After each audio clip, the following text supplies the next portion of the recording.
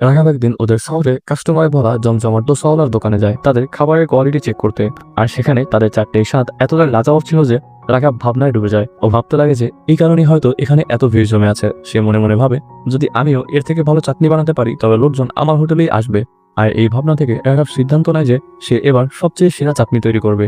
এমন সময় হঠাৎ তার মনে পড়ে যায় শৈশবের সেই মুহূর্ত, যখন তার মা খুব যত্ন সহকারে ভালোবাসা দিয়ে তাকে সুস্বাদু চাটনি বানিয়ে খাওয়াতেন, যে স্বাদ আজও রাঘবের জিভে লেগে আছে।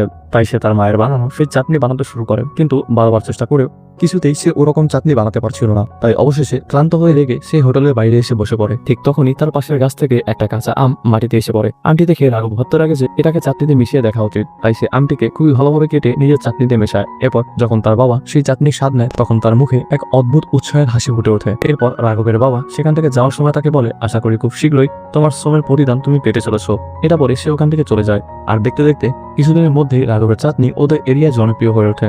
এছাড়াও বাইরের গ্রামের লোকেরাও রাঘবের চাটনির স্বাদ নিতে চলে আসে। দেখতে দেখতে রাঘবের দোকান কাস্টমারে পরিপূর্ণ হতে লাগে।